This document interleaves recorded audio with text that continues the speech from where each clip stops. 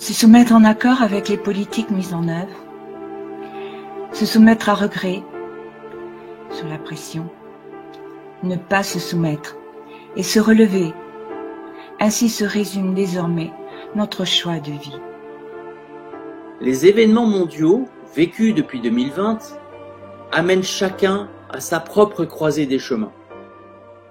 Ces 2 dernières années ont eu le mérite d'éclairer notre vision de la France et de ses institutions. Ce chemin de conscience nous mène à présent aux choix les plus importants de toute une vie. L'exécution de cette politique mondiale voulue par une poignée la rend de plus en plus visible aujourd'hui pour ce qu'elle est vraiment. C'est-à-dire à sa base, vous mettez d'énormes mensonges qui orchestrent la peur, ensuite vous l'alimentez par un véritable terrorisme médiatique et ensuite vous imposez un mode de vie totalitaire par le biais d'organismes corrompus financés par les plus riches de la planète. C'est simple.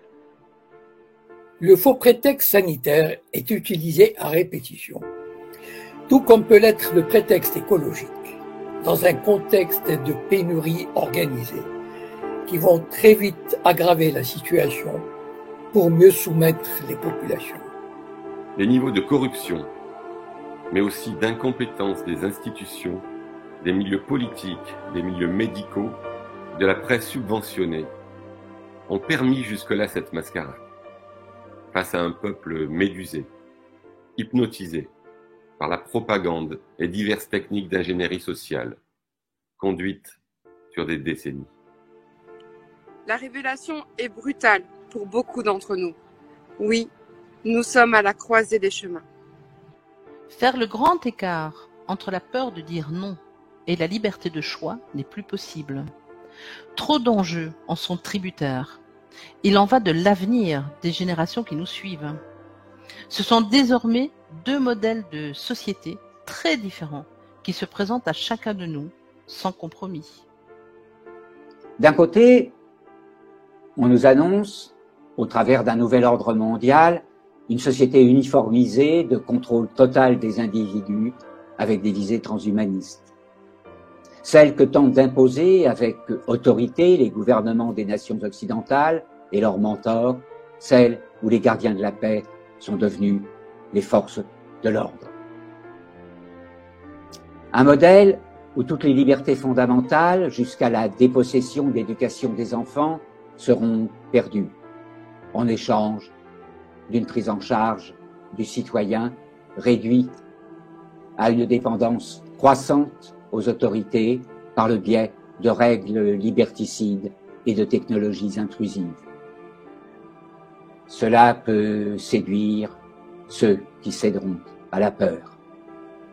D'un autre côté, est possible une société humaine bienveillante, où les peuples se rapprochent et ne sont plus les jouets souffrants de pratiques et de guerres fomentées par de médiocres intérêts privés, où leurs différences s'associent dans le bien commun qu'est la terre dont ils assurent la pérennité, où la fraternité, l'éthique, l'intégrité, la dignité et le respect sont les fondements d'une société consciente.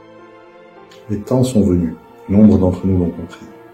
Si le choix n'est pas fait maintenant, avec détermination, les peuples d'Occident pour commencer, puis tous les autres connaîtront une dépopulation massive et une dictature planétaire comme on n'en a jamais vu.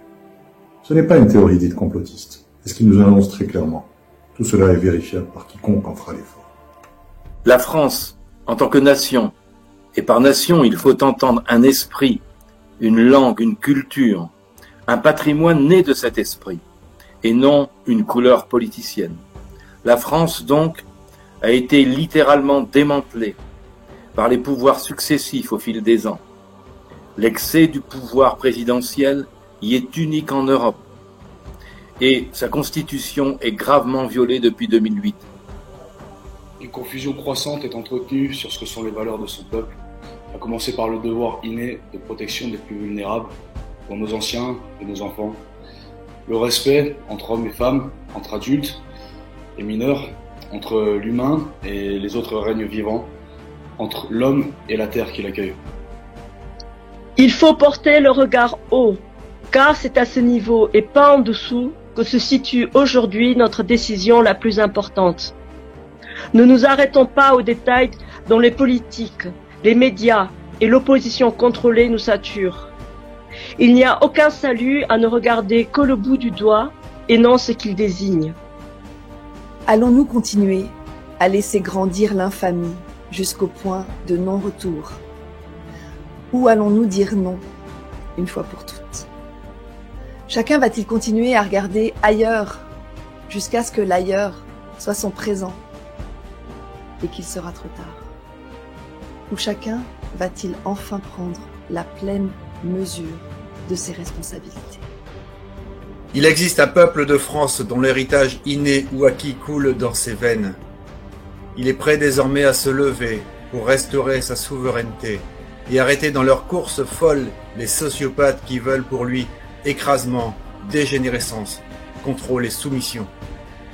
Nous leur avons laissé trop longtemps, trop de pouvoir de nuire dans l'impunité de leurs actes. C'est à ce peuple-là que le grand appel est lancé. Il ne s'agit pas de se demander comment faire, car nous le savons. La solution n'est pas de manifester dans les rues pour réclamer, parce que nous n'avons rien à réclamer, puisque nous ne leur sommes pas inféodés. C'est un terrain qui contrôle, comme ils l'ont fait d'ailleurs avec la plus grande violence lors du long épisode des Gilets jaunes. Mais il existe un terrain qui n'est pas le leur, celui de l'intelligence collective du cœur. De nombreux réseaux existent aujourd'hui en France, constitués d'hommes et de femmes qui ont déjà fait leur choix de société, à travers la solidarité, le partage des expériences, l'apprentissage, la transmission des savoirs, l'organisation locale, d'une manière qui soit respectueuse du vivant. L'ensemble couvre tout le territoire, ce qui signifie qu'il y a forcément quelque part, au niveau local, près de chez vous, au moins une de ces cellules de ce grand corps organique que beaucoup ont déjà rejoint. Nous appelons donc solennellement chacun à rallier le ou les réseaux de son choix. Nous appelons tous les réseaux et associations qui ne l'ont pas encore fait à se relier les uns aux autres, à se rencontrer au sein de leurs cellules locales et à organiser une communication de l'information entre eux. L'objectif n'est pas de se fédérer en une seule structure, ça nous rendrait vulnérables. Chacun doit garder ses spécificités et continuer à travailler comme on a l'habitude. Par contre, ce qui est important, c'est que chaque réseau tisse un maillage territorial, physique, avec les autres pour que on voit apparaître des solidarités et une capacité de réaction rapide pour nous entraider quand le besoin s'en fera sentir. Il faut être clair, ceux des Français qui ne se soumettront pas à la tyrannie verront leur choix, souverain et légitime, impacter fortement leur mode de vie. Ils subiront probablement des pressions et des mesures de rétorsion plus qu'il n'y en a déjà. Cela demande du courage et un renoncement provisoire à quelques conforts.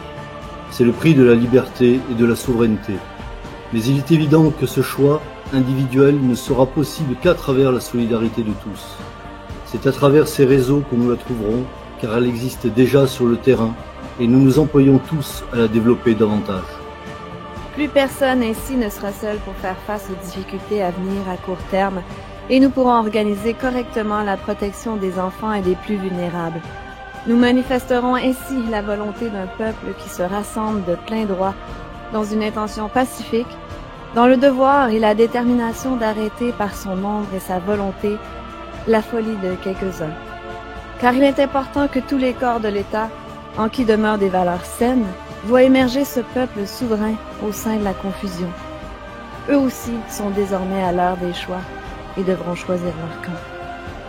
Ne vous laissez pas démoraliser, ni démobiliser par les apparences, même si les choses deviennent plus difficiles pendant un certain temps.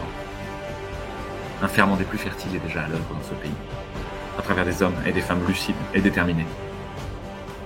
Rejoignons-nous, rejoignez-les. Il ne reste qu'à nous rassembler. Nous savons le faire. L'heure est venue.